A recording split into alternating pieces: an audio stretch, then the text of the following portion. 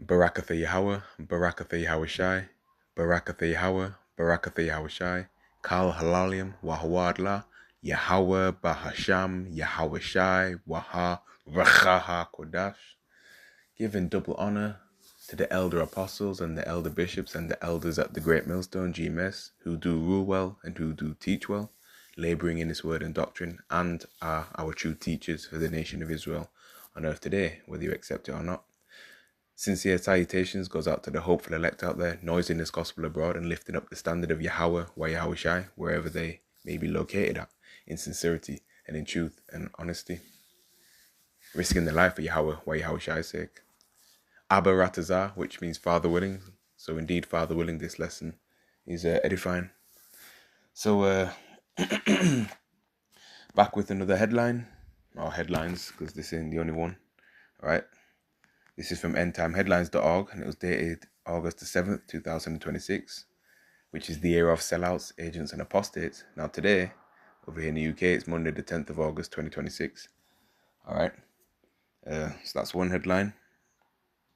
We've got the next one right here from zerohedge.com. And this was dated Friday, August the 7th, 2026. All right, but we'll start here first. Okay, so yeah, interesting developments going on. So it's like some sort of a Islamic NATO-style defense pact. Okay. You know, so if one of them attack, then that's treated as an attack on all of them, by the looks of it. So yeah, as you can see, the headline says, Turkey, Saudi Arabia, and Pakistan signed defense pact. New Muslim Defense Alliance.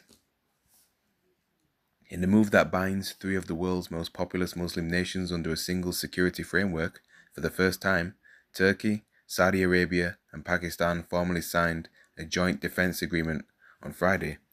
According to a report from Middle East Eye, the pact includes a mutual defense clause and marks a significant new trilateral arrangement negotiated over the past year. Wow. Israel and Turkey do not get along. In fact, Israel has threatened to sort of make Turkey the next Iran. So this now creates an interesting shift. Reason being, Saudi Arabia cannot be supporting the USA and simultaneously supporting Turkey if Israel is now against Turkey, right? So you have a split there. And should this pact actually hold and solidify, you could see as events turn, because we know right now Turkey is a part of NATO, but according to Bible prophecy, particularly the book of Ezekiel chapter 38, they're going to be part of the coalition that comes with Russia against Israel and Babylon the Great America. Yeah, so this is an interesting step nonetheless, right? Because now it's pairing these three countries here. Will it stop at these three? Who knows? Okay. The leaders of the three countries, Turkish President Recep Tayyip Erdogan, Saudi Crown Prince Mohammed bin Salman, and Pakistani Prime Minister Shehbaz Sharif, signed the deal during a joint ceremony in Mecca. The agreement comes against the backdrop of a deepening regional crisis following Israeli and US attacks on Iran. In a joint statement, the leaders declared that the defense agreement reflects their shared determination to further strengthen their collective security in the region and beyond. Wow, okay. The statement continued, the agreement aims to bolster collective deterrence against all forms of aggression and stipulates that an armed attack carried out against any one of the three states shall be considered an attack against all of them. See that? The agreement also provides for the development of a defense cooperation among the three states in all its dimensions. An Ankara-based source described the significance of the pact in stark terms. The agreement will change the balance of power in the region, the source said. If successfully implemented, the deal will enhance the stability and security of people living in this part of the world. The same source added that the arrangement will not alter or undermine any other alliance commitments the three countries may have. One Turkish official, speaking to Reuters, emphasized that the agreement is defensive in nature, is not directed against any specific actor, and remains open to other regional countries. Sources indicated the deal will encompass the full spectrum of defense cooperation among the three states. yeah, you gotta keep an eye on this, especially with the conflict that's going on in the region, right? Because with this signed, how then does that affect the current attacks between the Houthis and against, the Saudi Arabia and also Yemen? Okay. And basically all the developments going on in that region, right? We have to see. But we know the Lord Yahweh, Bahasham Yahushai, is the ultimate master planner and architect, okay? And director of this whole movie, okay? So all this will come full circle anyway, okay? Everything is, is singing along to the tune of biblical prophecy, right? We know all roads leads down to the MOTB, which is the mark of the BEAST, and that's the RFID micro chip. We know that has to be mandated first all over the planet before World War III, fully manifests itself. Okay. So that's that. Let's move on to the next article.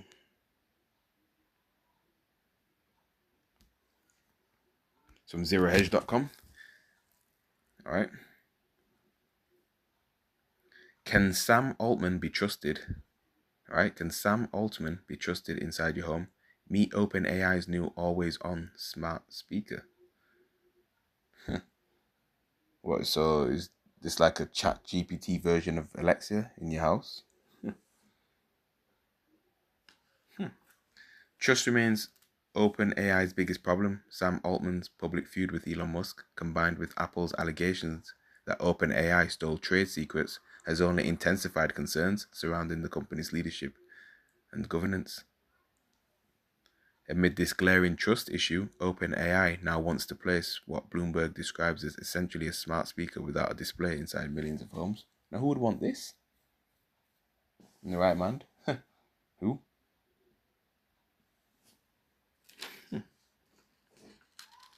Equipped with microphones, cameras, and environmental sensors, the $300 device would function as an always-on intelligence platform, potentially collecting voice, visual, behavioral, and household data. Yeah, who would want that? Look at that right there. Yeah. Donut ring shape, size of a hockey puck, have camera, speakers, microphone, lights, interactive moving parts to make it feel more alive.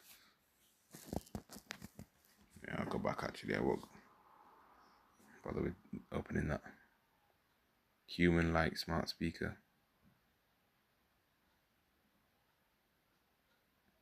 The unresolved question is not what the device can perceive, but what OpenAI will retain, analyze, and ultimately monetize. They'll probably sell it from the perspective of, well, it's always on, that means it's more compatible, right? Oh, sorry, more capable. Okay. Or it can do a lot more things. You don't have to worry about this and that. You can sort of, offload it, or offload to it and, blah, blah, blah.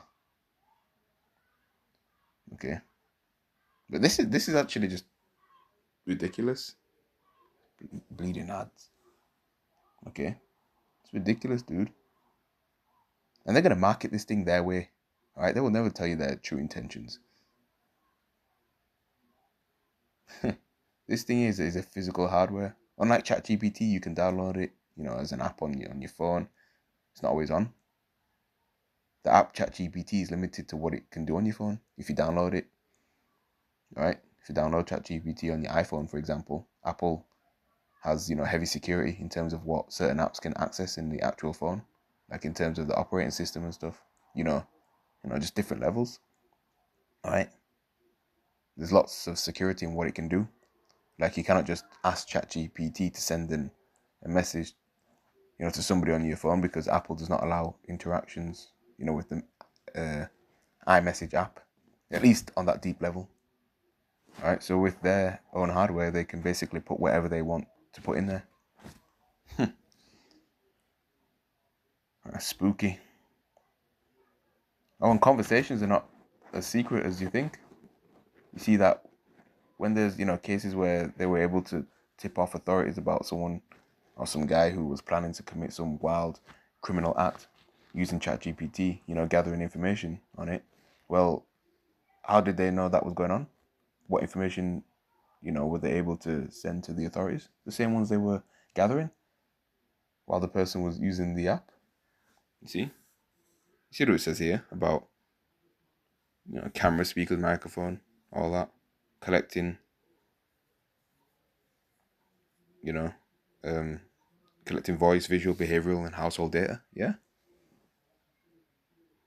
So yeah, that obviously tells you that you do gather information. They do gather that info. Yeah. Let's go further down. OpenAI's smart speaker was designed with Johnny Ive's love from studio and represents the startup's first major push into consumer hardware. Apple's lawsuit alleging the misuse of proprietary metal finishing techniques could complicate the rollout, though OpenAI denies the claims and insists it's building something fundamentally different from Apple's products. Amazon's Alexa devices and other smart speakers have already exposed the major privacy risks to consumers. OpenAI's ambition to learn users' routines, observe their surroundings, and personalize interactions raises these concerns even higher, particularly when trusted in Altman's AI startup remains complicated. Let's go to the book of 2 Corinthians chapter 2, verse 11.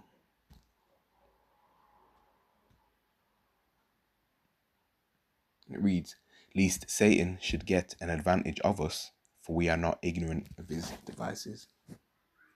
So, we're not ignorant, to these wicked plots and schemes that this devil, brings. Okay. Because he, is a cunning hunter, right? And, he stays studying our people, all right? Collecting information, watching, all right? Monitoring us, right? The amount of cameras in the UK as well. Oh, yeah. They stay watching, all right? And then if they, perceive something that, somewhat a threat, they can straight away jump on it, highlight who it is, where they were or are, right? Get the information on that individual or individuals, all right? And straight away sort it, all right? AI is always being pushed at the forefront, okay? Yeah.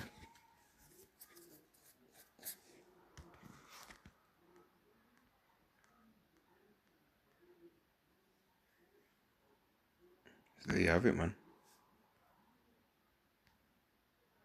Look at this. The People's Voice. This is dated June the 17th, 2026. British inquiry finds 250,000 underage girls raped by Pakistani Muslim grooming gangs while authorities turn the blind eye. It's been going on for years and years and years, man. Long time. Okay? A long time. And of course, they knew about it, obviously. More than 250,000 white British girls were raped, sexually exploited, or abused by Pakistani Muslim grooming gangs, while police, local authorities, and other government agencies repeatedly failed to protect them, according to an inquiry led by British MP Rupert Law. And then when we looked at as, racist. See all that?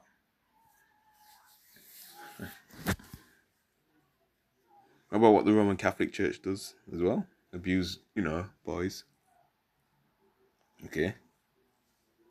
The report published on June 16th represents one of the most extensive non-government efforts to document what it describes as a systematic nationwide pattern of child sexual exploitation and institutional cover-up. Yeah, cover-up, man. Please turn the blind eye.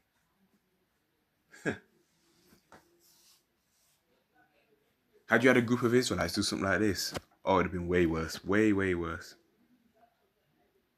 Unlike official government investigations, Law's inquiry received no taxpayer funding. Instead, it was financed entirely through grassroots donations, raising more than £790,000 from roughly 24,000 supporters.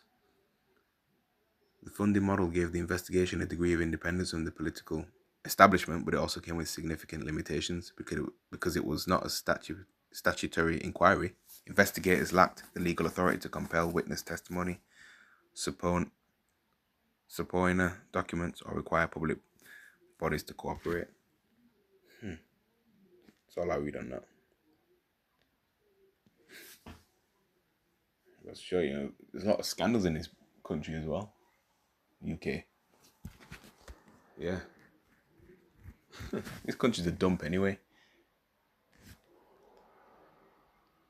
Look what came in. 12 unalived in Ukrainian drone raid on Russia's Tatarstan.